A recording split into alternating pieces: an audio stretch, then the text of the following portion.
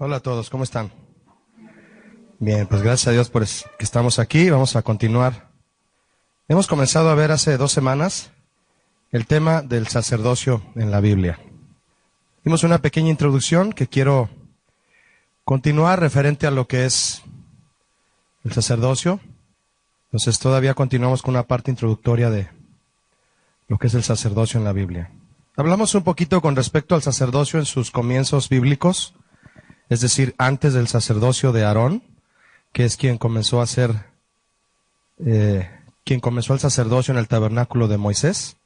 Y vimos la importancia que tiene entender ya el sacerdocio desde antes que fuera erigido el tabernáculo que Dios le ordenó a Moisés. Este vocablo, sacerdote, a la par con sacerdocio, es importante que lo entendamos desde su significado profundo, para poder entender las obligaciones que tenía un sacerdote. Vamos a comenzar a hablar después de las obligaciones que tenía un sacerdote y cómo es que se aplican a nuestra vida como siervos de Dios y como sacerdotes que Dios espera que seamos. Esto es según la promesa escrita por el apóstol Pedro. Él nos sacó de las tinieblas a su luz admirable, ¿no es así? Y nos hizo reyes y sacerdotes, lo dice él, lo escribió también Juan en Apocalipsis. Real sacerdocio, nación santa, pueblo adquirido por Dios, para anunciar sus virtudes, ¿verdad? No las nuestras, sus virtudes. Las virtudes de aquel que nos llamó de las tinieblas a su luz admirable. Entonces hemos sido llamados a ser sacerdotes y vamos a entender desde el inicio qué significa esto. La palabra sacerdote, yo le comenté que en hebreo ya, si podemos decir, en la forma en que fue evolucionando la palabra, la pueden escribir así, simplemente, ya sin una J. Hay lugares, textos, comentarios donde la escriben así, y es válido para nosotros en los países latinos entenderla así por la pronunciación. Caján, mediador, significa mediador. Un término que comenzó a usarse después de la iglesia primitiva y después de que el evangelio corrió a otros países en donde ya se expresaban también los siervos de Dios en otros idiomas, vino un vocablo muy interesante que se sigue utilizando en muchos lugares y de hecho los católicos lo utilizan también, que es pontífice. Se los mencioné y lo vemos un poquito más detenidamente. Pontífice en latín significa hacedor de puentes, que va totalmente ligado a lo que significa mediador. Mediador es alguien que une un punto con otro, ¿cierto? Un puente hace eso. Une un punto con otro, habiendo en medio un abismo de separación. Una separación que no puede quitarse, tiene que haber algo que lo una. Lo que le leí del apóstol Pedro, que está se lo voy a decir exactamente dónde está, que está en Primera de Pedro 2:9. Pedro afirma ahí, mas vosotros sois linaje escogido, real sacerdocio, nación santa. Y cuando él dice, pueblo adquirido por Dios para que anunciemos las virtudes del que nos llamó de las tinieblas a su luz admirable. 2 lugares completamente extremos uno del otro, la luz y las tinieblas. Fuimos llamados de allá para venir a la luz del Señor. ¿Quién puso el puente para que pudiéramos cruzar? Lo entendemos de manera sencilla y con eso entendemos más nuestra labor como sacerdotes de Dios. ¿Quién puso ese puente? Jesús. Jesús fue el sacerdote, el pontífice, que puso ese medio que nos permitió cruzar de las tinieblas a la luz admirable. Por eso es importante el vocablo pontífice, porque nos trae a la luz también el entendimiento de lo que es el sacerdote. Mediador. Fíjense, ya Job había escrito algo con respecto al vocablo mediador. Job, lo podemos leer en Job capítulo 33, verso 22. Job 33, 22. Ahorita lo vamos a leer. Y ustedes y yo sabemos que el libro de Job es un libro muy antiguo. Le dije 33, verso 22. Dice así: su alma se acerca al sepulcro. Esto es muy poético y muy profético también. Importante de entender para saber, ya desde tiempos de Job, la labor de un mediador. Su alma se acerca al sepulcro y su vida a los que causan la muerte. Está hablando de un alma en peligro de quedar apresada por el enemigo, por Satanás mismo. Se puede aplicar de esa manera a alguien que está perdido sin Dios, sin Cristo. Si tuviese cerca de él algún elocuente mediador, ¿ya lo vio? ¿Qué es elocuente? Alguien que sabe hablar, ¿cierto? Que sabe hablar. Esto es sumamente profético con respecto a aquellos que vienen y traen el evangelio que salva, que rescata, que trae vida, que trae de la muerte a la vida. Un elocuente mediador, muy escogido, está hermoso el pasaje, escogido, elegido por Dios, preparado por Dios, que anuncie al hombre su deber. Que le diga que Dios tuvo de él misericordia, como escribió Pablo, somos reconciliadores, ¿cierto o no? Cuando llevamos el mensaje del evangelio a la gente que no conoce a Dios, los estamos reconciliando con Dios. Es decir, ven y conténtate con Dios. Él está enojado con tu pecado, pero no contigo. Te ama y quiere salvarte. Pide perdón, Él te recibe y tienes vida eterna, estarás en la luz.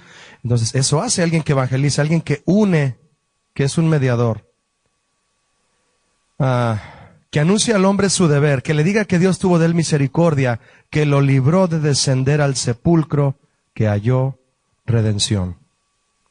Su carne será más tierna que la del niño, volverá a los días de su juventud. Orará a Dios y éste le amará, es decir, lo va a encaminar al arrepentimiento, ¿cierto? Y verá su faz. ¿Qué es la faz? El rostro de Dios con júbilo. Vamos a ver al Señor.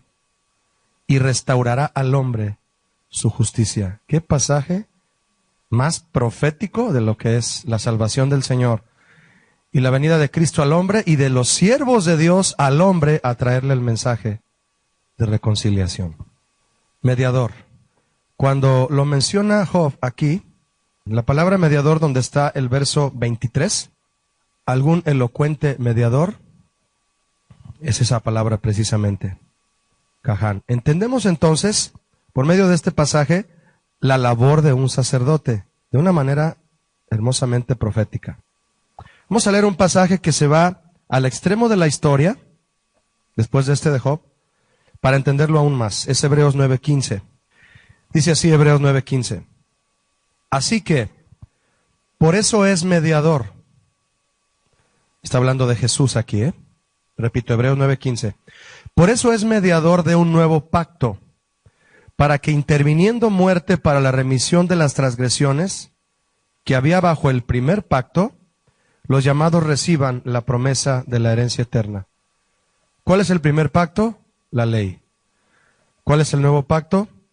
El que Dios nos trajo a través de la gracia, por medio de Cristo. Es decir, en el primer pacto, ¿qué hay para ti y para mí? Obedecemos, tenemos la bendición de Dios. Desobedecemos, vamos a morir.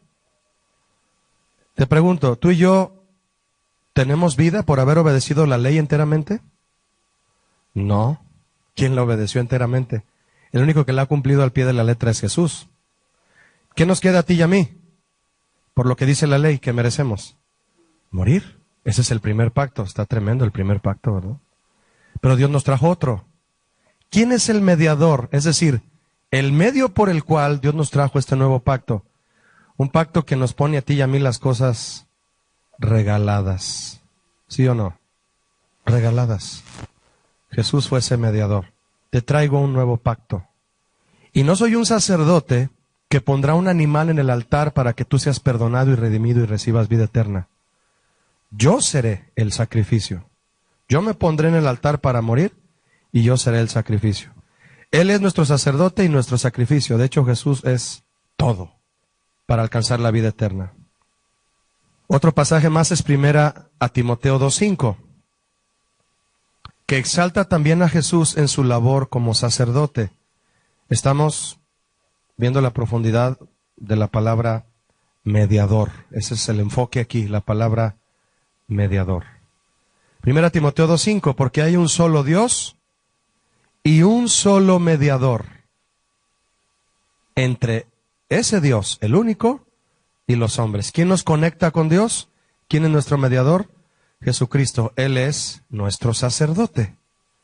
Y ese es el trabajo que nosotros hacemos cuando llevamos a la gente a los pies de Cristo.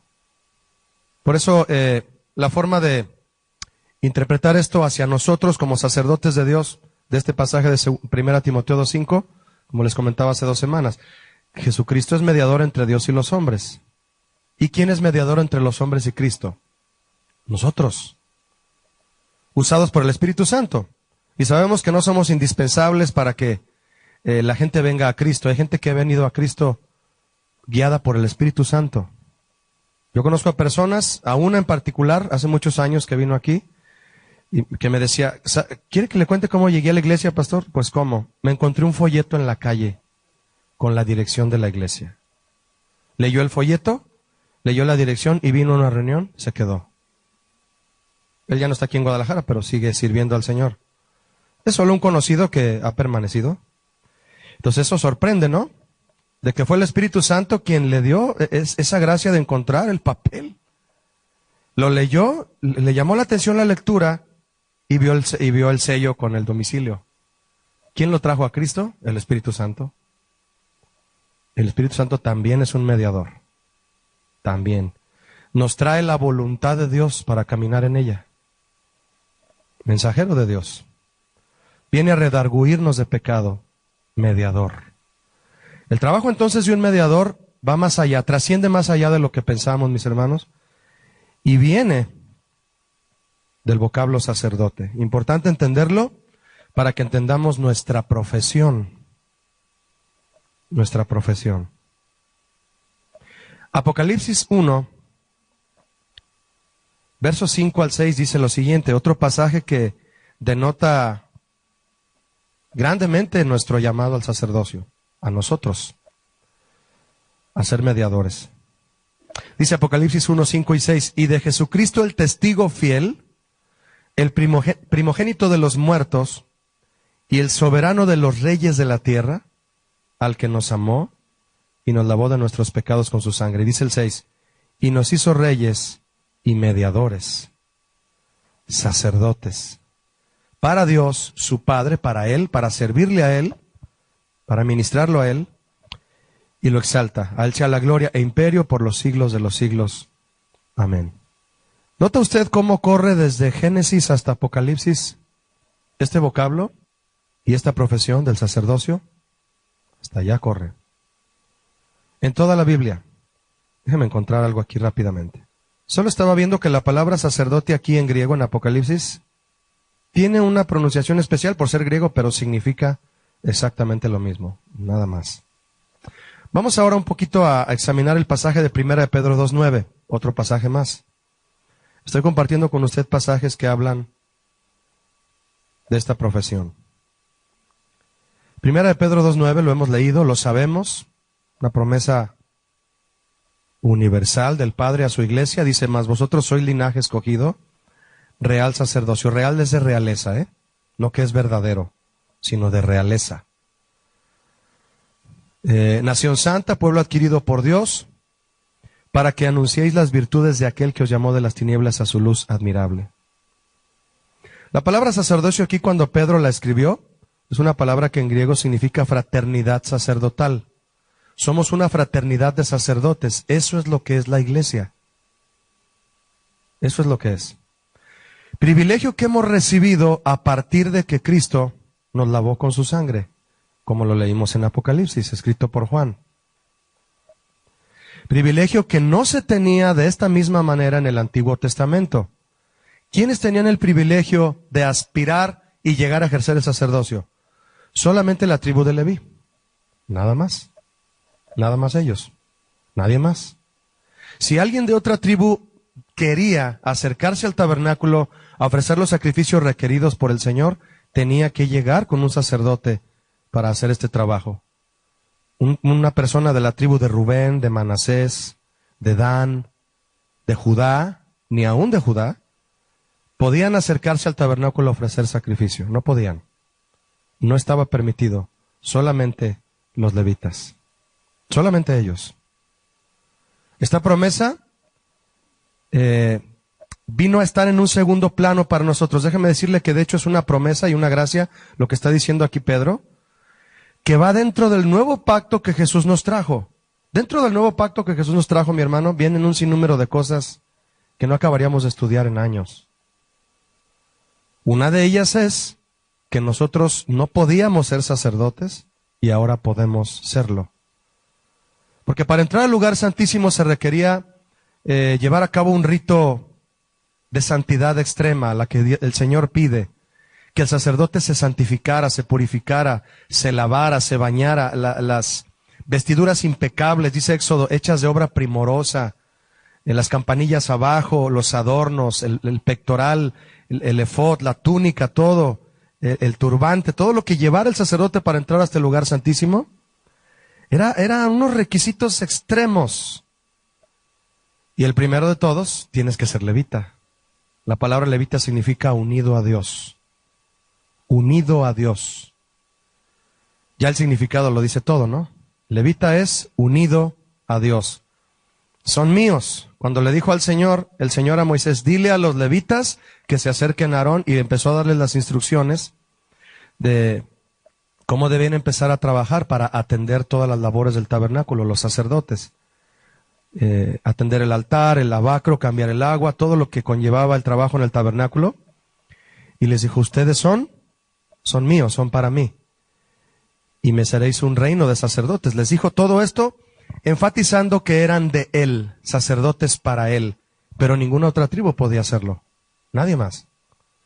Así que la actitud que tenían los de las otras tribus hacia los sacerdotes era de mucho respeto, mi hermano.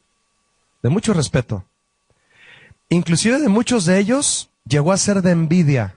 Coré era levita. En Números 16 habla su historia. Y fue quien se paró delante de Moisés y le dijo, no solo tú eres digno de servir en el tabernáculo, no solo tú eres santo, no solo tú eres escogido, hay otros que han sido escogidos y pueden servir y llevar el liderazgo sobre Israel. Y Moisés no se defendió, no defendió su sacerdocio, no defendió el lugar que Dios le había dado. ¿De qué tribu era Moisés? También era levita. Era hermano de Aarón y de María. Los tres eran de Leví. Los tres podían entrar y servir, él y su hermano podían servir como sacerdotes los dos en el tabernáculo, pero Coré, en lugar de aspirar a un lugar del sacerdote por ser levita ya, tener esa oportunidad, lo envidió. No aspiró a ser sacerdote, no lo deseó con amor y con legitimidad, lo envidió. En la actualidad hay gente que envidia lugares pastorales, desean lugares en la plataforma. Y eso es mal habido, o sea, no vas a llegar a servir a Dios con una actitud así. Sabiendo que Dios te podría llamar para servirle, lo quieres arrebatar de otra manera el lugar. Deja que Dios te lleve al lugar donde Él te quiere usar y tú le vas a servir. Entonces, por ser la tribu de Leví la tribu exclusiva para el sacerdocio, las demás tribus podían generar sentimientos hacia ellos, buenos o equivocados. El correcto era respetarlos y saber que ellos tenían el cuidado del lugar donde Dios se manifestaba. La gente podía llegar y decir, traigo esta oveja para el sacrificio. El sacerdote era el que le correspondía degollar la oveja, hacer todo el trabajo del sacrificio y ponerla en el altar, para que el que traía la oveja recibiera el perdón, la redención, todo lo que conllevaba un sacrificio, pero el sacerdote lo tenía que hacer. La gracia que tenemos aquí, explicada por Pedro, es que en el nuevo pacto que Cristo nos ha traído, todos hemos sido ahora invitados, convocados a ser sacerdotes de Dios. ¿No le da gusto eso? Cuando usted está compartiendo el evangelio a alguien que no conoce al Señor, usted está siendo un mediador entre esa persona y la gracia de Cristo. Eso es ser sacerdote ya. Ahora, eso no significa que vamos a dejar de ver las labores sacerdotales como algo sumamente respetable, santo y sacro. No, las vamos a aprender, cada una, todas las labores que hacía el sacerdote, para saber cómo las aplicamos hoy a nuestra vida cristiana, en la actualidad. Pero la santidad que Dios requería en esas labores es la misma. ¿Me explico? Es la misma. Ahora entonces hemos sido llamados a pertenecer a una fraternidad sacerdotal. Fraternidad sacerdotal. Eso es lo que Pedro dijo. Del primer vocablo al que Pedro se refirió cuando dijo real sacerdocio se derivan otros Otro que también significa desempeñar funciones sacerdotales. No solo pertenecer a una fraternidad sacerdotal, sino desempeñar las labores que estos llevaban a cabo. Pedro ya había comenzado a entender lo que era un sacerdote espiritual. Alguien que ya no iba a un tabernáculo hecho por manos de hombres, sino que se presentaba delante de Dios a servirle y a hacer la labor sacerdotal, pero ahora de manera espiritual. Aarón mataba animales en el altar y los ponía para ofrecer sacrificio. ¿Cómo aplica eso a mi vida ahora como sacerdote del siglo XXI?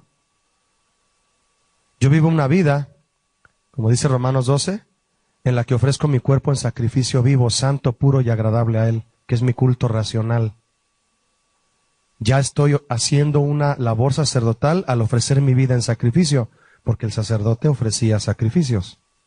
Pero ese es solo un pequeño comentario de todo lo que ellos hacían y lo vamos a aplicar a nuestra vida. Entonces, el vocablo que Pedro usa al decirle al sacerdocio es muy extenso, mis hermanos. Fraternidad sacerdotal, desempeñar funciones sacerdotales, ser sacerdote. Sacerdote, entonces, una palabra que si alguna vez tú la escuchaste antes de ser cristiano, te parecía sumamente eucarística, ¿no? Así, el que hace la ceremonia de la Santa Cena, el que oficia una ceremonia en una boda, y más cuando no éramos cristianos, si alguno de nosotros llegó a ser católico, conocíamos esa palabra, el sacerdote, el sacerdote, el sacerdote. Y precisamente esa religión del catolicismo, sin denigrar a nada, en la ignorancia que hay en los sacerdotes de esa casta católica, no le enseñan a la gente que la labor sacerdotal es de toda la iglesia. Si alguno lo enseña, qué bueno, pero otros siguen tomando el lugar de sacerdotes como alguien que solo yo me puedo acercar a Dios. Por eso mucha gente dice, ve con el Padre para que... Es que Él está cerca de Dios. Ve con el pastor. Es que usted está más cerca de Dios, pastor. No entienden todavía esta cuestión del sacerdocio particular de cada cristiano. Tú y yo somos llamados a ser sacerdotes de Dios. Pero como no nos enseñan las labores sacerdotales en el Antiguo Testamento y cómo aplicarlas ahora a nuestra vida en la actualidad, seguimos creyendo que sacerdote es un vocablo que se aplica o que se adjudica solamente a alguien que oficia dentro de una iglesia, o que está en la plataforma, o en el ámbito católico, o alguien que oficia una misa. Eso es un sacerdote, yo no. Y como no sé qué lo soy, y como no me han enterado que Dios me convocó a formar parte de una fraternidad sacerdotal, no lo practico. Y soy un cristiano, sí, común y corriente, vamos a decirlo, pero hay un llamado más allá. Más allá. Ya ser cristiano es... claro, yo estoy hablando de títulos bíblicos con los que entendemos a dónde Dios nos ha llamado, no quedarnos en un nivel, ir más allá, más allá. Y si cristiano es ser un pequeño Cristo, en griego es Cristo pequeñito, Cristito, cristiano, y Él es el sumo sacerdote de mi alma, yo tengo que aspirar, como Él lo es, a ser un sacerdote en mi iglesia, en mi familia. Cada padre debe ser un sacerdote en su casa, cada padre de familia, quise decir, cada marido. Y ejercer todo lo que un sacerdote hacía aplicado a nuestra vida en lo espiritual. Entonces, en la época del Antiguo Testamento, la gente no se acercaba a Dios directamente. No. Un sacerdote actuaba como intermediario, ese es otro vocablo que nos puede ser como sinónimo de mediador, intermediario, entre Dios y el pecador. Un sacerdote lo hacía. Pero ahora con la victoria de Cristo en la cruz, eso cambió. Ahora podemos ir directamente a la presencia de Dios sin temor. Eso dice Hebreos 4:16. Y se nos ha dado la responsabilidad de llevar a otros a su presencia también. Como Pablo lo dijo en 2 Corintios 5:18-21, donde les dije que dice reconciliadores. Cuando estamos unidos con Cristo, como lo era el levita, unido a Dios, ahora somos levitas con Cristo. Cuando estamos unidos con Cristo, como miembros de su cuerpo, nos unimos en su tarea de reconciliar a Dios con el hombre. Sacerdotes. Eso es el trabajo de un sacerdote. Hay muchas formas de resumirlo. Según lo que tú leas de lo que es sacerdocio en la Biblia, vas a ir entendiendo qué hace, a qué se dedicaba, cuáles eran sus obligaciones. Lo aplicas a tu vida y enriquece, mi hermano, el llamado que Dios nos ha hecho y atendemos con más facilidad, nos prepara más para atender el llamado de Dios donde Él nos haya llamado. Un maestro de niños es un sacerdote en todos los aspectos. Un ujier que es amable y que le dice, ¿cómo estás? Bienvenida, señora. Pase, le ofrezco un asiento. Llega y le pone el corazón de bienvenida. ¡Ay, qué bien me atendió esa persona! ¿Cómo me sonrió? Desde la entrada me dijo, ¿gusta un asiento? Desde ese momento ya esa amabilidad me conectó con una fraternidad cristiana. Así es Él, así son todos. Una persona puede representar a 2000. Una. Me dice cómo son todos ellos. Y cada uno somos un sacerdote de toda una fraternidad. Así es, mi hermano. Así que sea usted una buena carta de presentación de la iglesia del Señor. No pongamos en mal al cuerpo de Cristo. Esa es nuestra tarea, reconciliar a Dios con el hombre, y eso es lo que hace un sacerdote. El sacerdocio es cimiento de nuestro ministerio. Vamos a leer Efesios 4, si me acompaña. Efesios 4, del 11 al 16. Un pasaje importantísimo en lo que respecta al llamado de Dios, del llamado de Dios que hace al hombre para servirle en el Nuevo Testamento.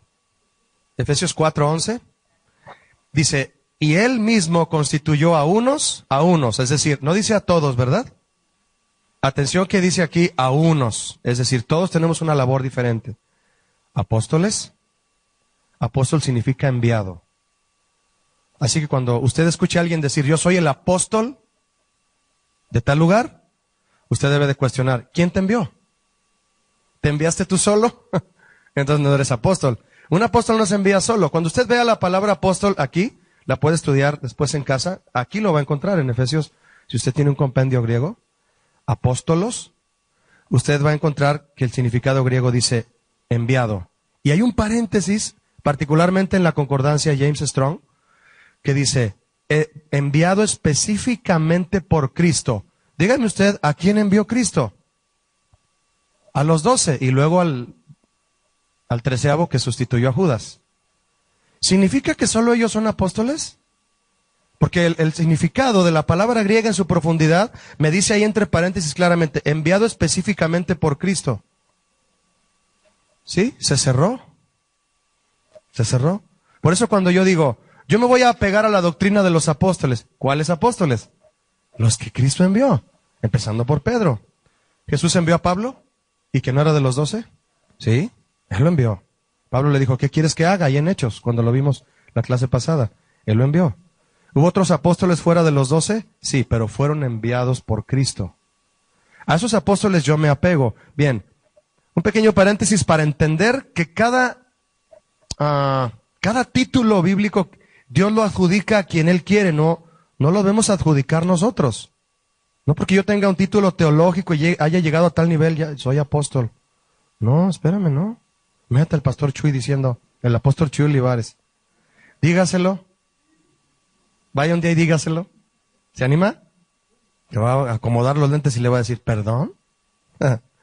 Bueno, a otros profetas, evangelistas y a otros pastores y maestros, a fin de perfeccionar a los santos para la obra del ministerio, para la edificación del cuerpo de Cristo, hasta que todos lleguemos a la unidad de la fe y del conocimiento del Hijo de Dios, a un varón perfecto. Este pasaje está precioso en cuanto a la labor de la iglesia y el orden, el organigrama de la iglesia. A la medida de la estatura de la plenitud de Cristo, para que ya no seamos niños fluctuantes, es decir, sin saber qué hacer. No encuentro mi lugar, no encuentro dónde servir, no encuentro cómo comprometerme, no sé cómo. Llevados por doquiera, por todo viento de doctrina. Me voy de aquí a allá y de allá para acá. No encuentro lo que me corresponde hacer. Bueno, Dios te va a perfeccionar para darte tu llamado y Él lo va a hacer. Por estratagema, es decir, estrategias de hombres que para engañar emplean con astucia las artimañas del error. Sino que siguiendo la verdad en amor, crezcamos en todo en aquel que es la cabeza, esto es Cristo, de quien todo el cuerpo bien concertado y unido entre sí por todas las coyunturas que se ayudan mutuamente, según la actividad propia de cada miembro, recibe su crecimiento para ir edificándose en amor. Entonces, Dios puso apóstoles, profetas, evangelistas, pastores y maestros para edificar la iglesia. Déjeme decirle que en el ejercicio del sacerdocio, Dios nos prepara para realizar el ministerio en las 5 áreas mencionadas. Le voy a dar un ejemplo. Yo le hablaba en la primera clase que el sacerdocio es el tronco común. ¿Todos son pastores en la iglesia? No. ¿Todos son maestros? No. ¿Todos son evangelistas? No. Pero todos somos sacerdotes. ¿Todos son ingenieros civiles? No. Pero saben matemáticas. ¿Todos son médicos? No. Pero también saben matemáticas. ¿Todos son contadores? No. Pero también saben matemáticas. Las matemáticas están en todo, ¿sí o no? Hasta en la música. Si no sabes matemáticas básicas, no vas a saber dividir un compás musical. Hay un ritmo que se llama 6/8. Entonces, ¿en matemáticas en la música? Sí, en todas partes está. Le quise poner ese ejemplo para que vea cómo es que el sacerdocio es el cimiento de todos los ministerios. Si no eres sacerdote de Dios primero, no llegarás a ser pastor si Él te llama a hacerlo. Si Él te llama. Si no eres sacerdote de Dios, si no ministras a Dios en su presencia y aplicas a tu vida actual las labores sacerdotales que explica la Biblia desde el Éxodo, no llegarás a ser un evangelista efectivo. Vas a cobrar por evangelizar. Hay una base sólida que vamos a ver después, que habla del sostenimiento del sacerdote. ¿Cómo se sostenían?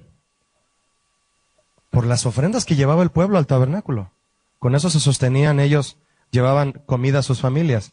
Ya desde ahí comienza el engaño por la ignorancia que hay en la actualidad de aquellos ministros que cobran por predicar y cantar. ¿Por qué cobran? Ya desde ahí viene, fíjese. Es decir, el sacerdocio abarca todas las enseñanzas sólidas que cimentan cada ministerio que Dios entrega a quien Él le place. A un pastor, a un maestro, a un profeta, etcétera, a cualquiera. Si no eres sacerdote, si no entendiste las matemáticas, no te puedo dar un título de ingeniero civil. Tú puedes haber estudiado toda la carrera de ingeniería civil y sabes muchas cosas, pero no entiendes matemáticas, pues, prácticamente no vas a entender nada. Contador, ¿no te sabes la tabla del 3? Pues no. ¿Sabes dónde aprendes la tabla del 3 para ser pastor? En el sacerdocio. Por eso quien yo escucho decir que el tabernáculo está obsoleto para enseñar, a mí me da coraje. A los niños ya no hay que enseñarles el tabernáculo, eso es algo obsoleto. ¿Sabes qué está diciendo ese maestro que piensa así? Que quiere darles un título a un grupo de niños para servir a Dios por su propia cuenta, sin que Dios los haya llamado a enseñarles el ABC del cristianismo. No se puede. Simplemente de este ejemplo que le di del sostenimiento sacerdotal, puede leer usted como complemento de lectura, lea Números 18, cuando usted guste. Números capítulo 18.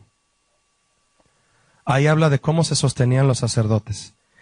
Y una cosa, un asunto muy contundente que menciona ese capítulo, mi hermano, es, entre otros, que cuando Dios repartió las tierras a las tribus, llegaron a la tierra prometida. Y Dios dijo, vas a fraccionar las tierras, Moisés. Aquella tierra, allá vas a dividir todo, donde Dios los plantó, a donde Josué los llevó finalmente.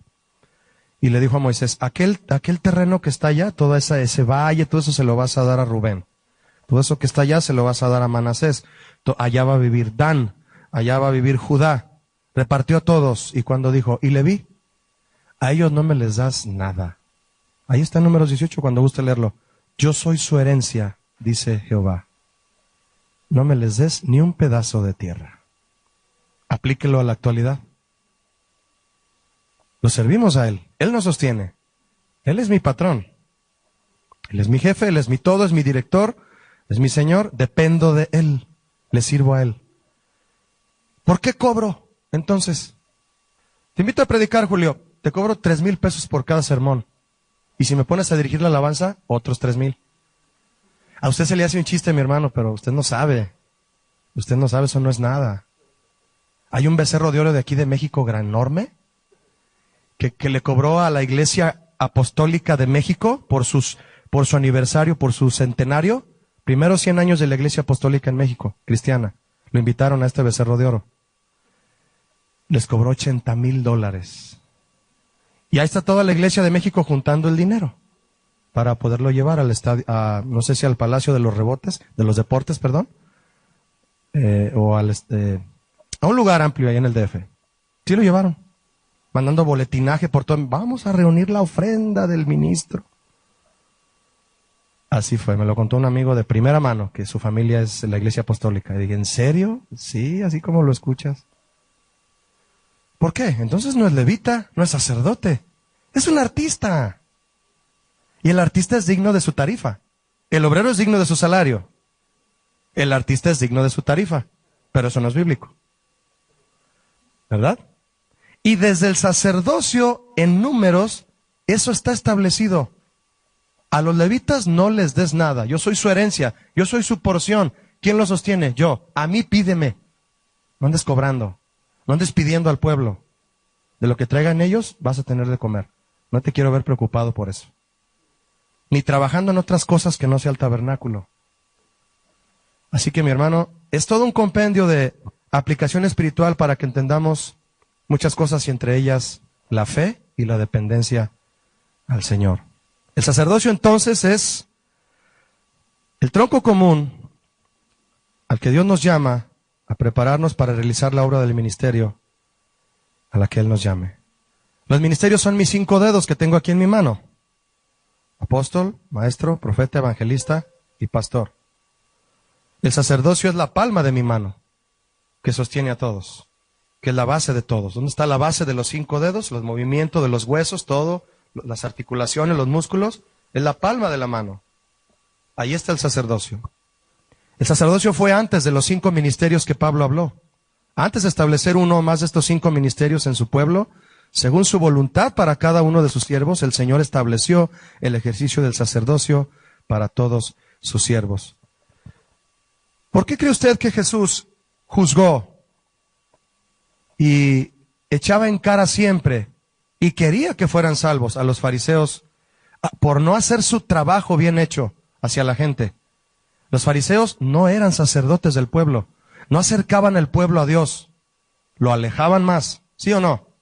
Los fariseos se alejaban más a Dios del pueblo, con sus tradiciones, con sus costumbres, era peor, empeoraban la relación de Israel con el pueblo. ¿Eso es un sacerdote? No, para nada, no. Y Jesús se los recriminaba. Ustedes no acercan a Israel a Dios, ustedes lo están separando. Y eran maestros de la ley. Explíqueme eso. ¿Cómo es que eran maestros de la ley y no actuaban como sacerdotes y no acercaban al pueblo a Dios? Porque no había un corazón de sacerdote. Corazón de sacerdote. ¿Cuántos quieren tener corazón de sacerdote? Todos debemos tenerlo. Si tú tienes un corazón de sacerdote, lo primero que vas a empezar a hacer es, la primer carga que va a surgir de tu corazón es, esa persona tiene que acercarse a Dios, yo le voy a ayudar. Ese niño necesita amor para ver, mira, vamos a orar por tu mamá, vamos a orar por ti, lo estás acercando a Dios. Eso es lo único que te interesa, llevar a la gente a Dios. Estamos resumiendo, es más, aquí termina ya el curso. Ya. ¿Qué es un sacerdote? Alguien que se preocupa por acercar a la gente a Dios. ¿Cómo? Con los talentos que Dios te ha dado. ¿Cantas? Canta cantos que acerquen a la gente a Dios. ¿Predicas? Predica el evangelio que acerca a la gente a Dios. ¿Visitas a alguien, a un enfermo? Acércalo a Dios. Dile que esa enfermedad tiene un propósito de Dios para que se arrepienta. Explícale, que entiendan que Dios los quiere atraer hacia ellos con lazos de amor. Ese lazo eres tú. Dios jala ese lazo eres tú. Del otro extremo está la persona que tú estás acercando a Dios. ¿Y cuál es el precio que tú cobras por eso? Ninguno. Dios es tu herencia.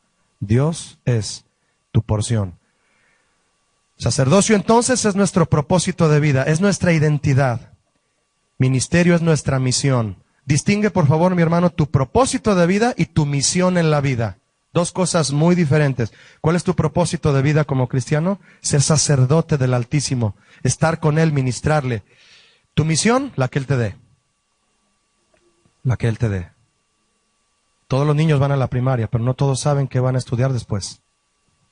Para cerrar, voy a leer simplemente y terminamos Éxodo 40:15 como un sello a esto que hemos estado platicando respecto a la importancia del sacerdocio en la vida de un cristiano.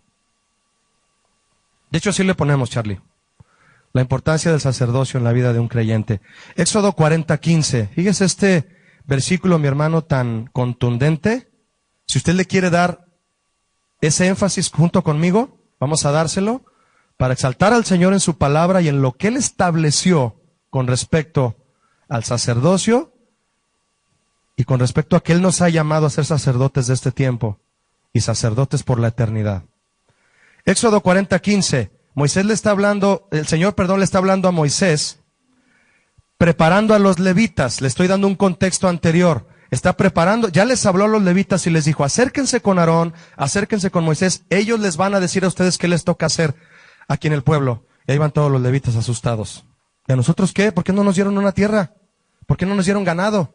¿Por qué no nos dieron semilla para sembrar? No, ustedes vengan para acá. Ustedes son míos. Y les dice, y los ungirás. Es decir, son escogidos especialmente como ungiste a su padre, es decir, a Aarón. Y serán mis sacerdotes. ¿Ya vio que dice mis?